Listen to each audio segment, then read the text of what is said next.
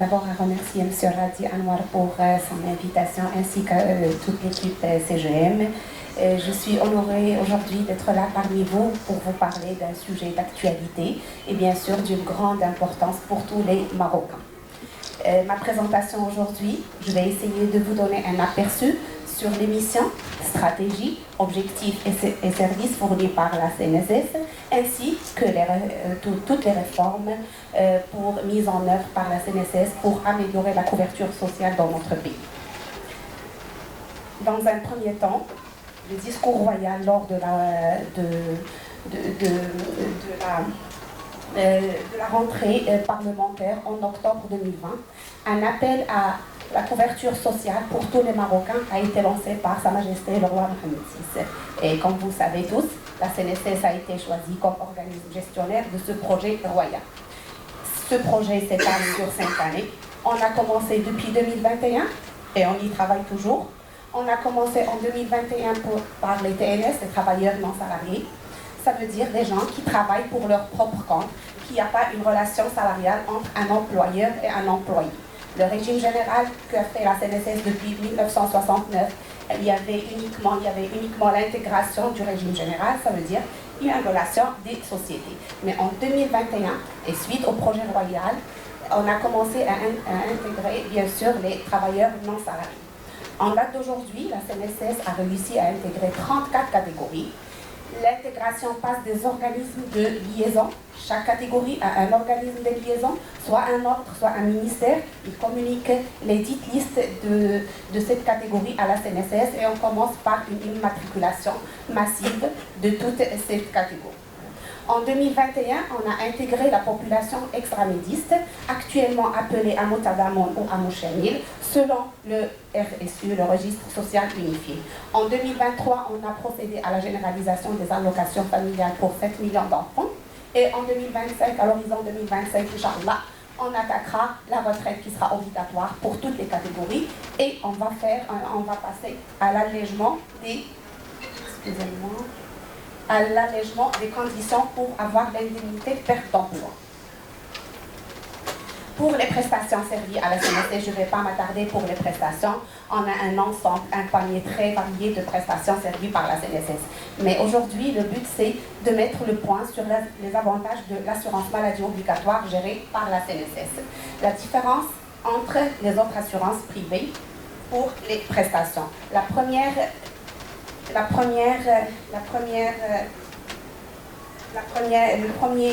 point et le premier avantage, pour les 70%, on va parler des taux de remboursement.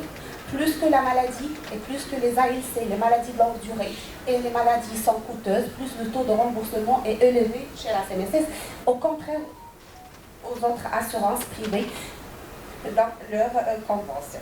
Donc, je ne veux pas rentrer dans le détail. Je ne sais pas que j'ai combien de temps, M. Radi, à peu près 10 minutes, parce que le détail est très long, c'est pour ça. Non, pas de détail. Pas de détail, donc je ne rentre pas dans le détail. Le plus important, c'est le climat des affaires, de l'impact social, si on peut mesurer. Donc, pour les prestations, à retenir, l'assurance maladie obligatoire et par rapport au taux de remboursement, puisque la maladie coûteuse, plus le taux de remboursement élevé à la CNSS, au contraire aux autres assurances privées.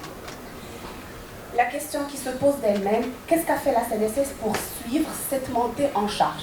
Il y avait les 3 millions des TNS plus les 5 millions des ramédistes, ça a donné un 8 millions de Marocains. Avec leurs ayants droit, conjoints et enfants, ça a donné un total de 22 millions de Marocains qui ont intégré récemment, ces dernières années, la CNSS. Qu'est-ce qu'a fait la CNSS pour suivre cette montée en charge de ces dossiers de ses adhérents?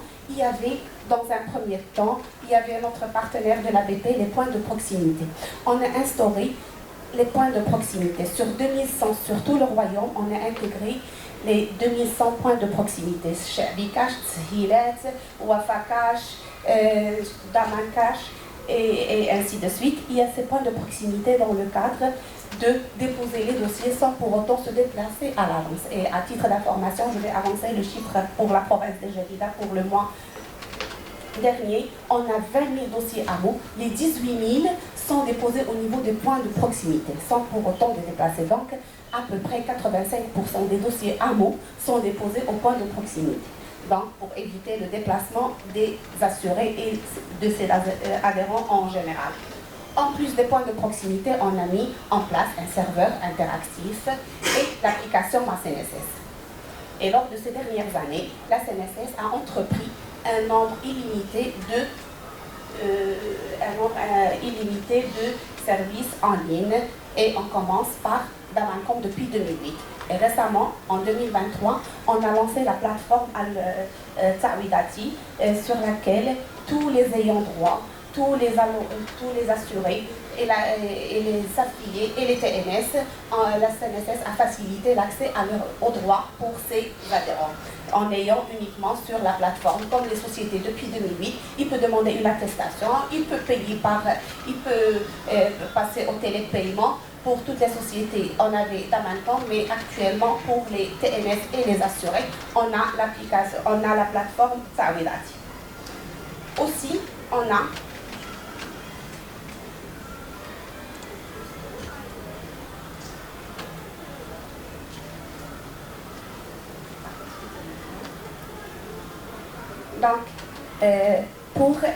on a 170 agences CNSS à travers le royaume. Depuis 2021, décembre 2021, on a ouvert une agence à Sidi Ismaïl. Et depuis jusqu'à en date d'aujourd'hui, on a 47 nouvelles agences créées depuis 2021. Aussi, on a les agences mobiles qui se déplacent dans les souks, le rural comme l'urbain. Les agences mobiles, on a 47 agences mobiles aussi à travers le royaume. À Jdida, elle seule, on a 2 agences mobiles. Et récemment, on a ouvert une agence à Azmour. Donc, comme vous voyez, la CNSS suit la stratégie et la dynamique nationale dans le parcours de digitalisation et de matérialisation de ce service et la stratégie du Maroc en général, et la CNSS a été toujours parmi les leaders dans ce chantier de dématérialisation et digitalisation. J'espère que j'étais brève, mais l'agence reste ouverte pour toute information pour les candidats.